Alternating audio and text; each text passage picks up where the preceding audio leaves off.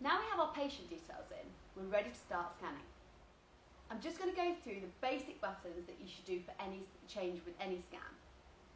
So, I'm going to use my arm as an example.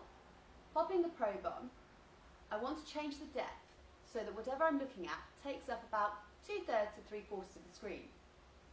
For the Mindray, we use the bottom dial on the right hand side of the machine.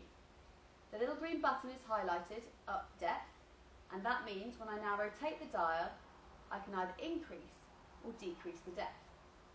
As I say, I want what I'm looking at to take up about 2/3 to 3/4 of the screen. It does say about there. Once I'm happy with my depth, I want to change the frequency. There's always a kind of a relationship between frequency and depth. The higher the frequency, the better the resolution, the better the picture you're going to get, but the less depth it can penetrate. As we're only kind of scanning to about 4 centimetres depth here, I'm happy to increase the frequency. At the moment, the green button is highlighting the focus. To change the frequency, I just hit the button on top of the dial. Now that the green light highlights the frequency, I can use the dial to increase and decrease the frequency.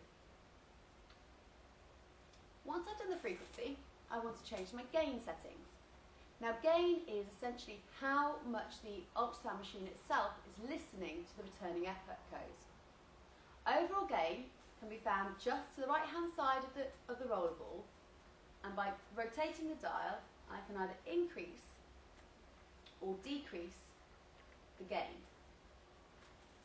By increasing the gain too much, I can increase not only the signals that I'm interested in, but also the noise around it. So I can actually lose detail by having the gain setting too high or too low. So what we like to do is have it somewhere nicely in the middle.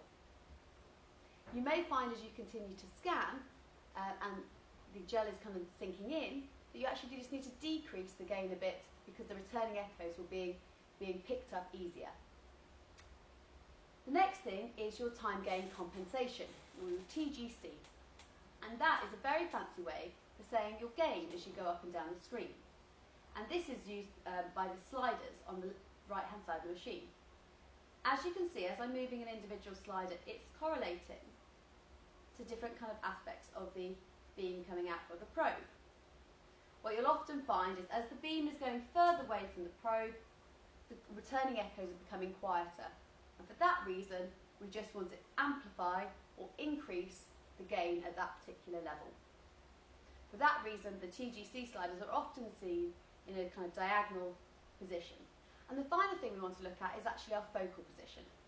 Our focal position, as we previously said, is denoted by this triangle on the depth gauge. And by pressing the button on top of the dial, the green light highlights the focus, and then we can move the focus up and down to our level of interest.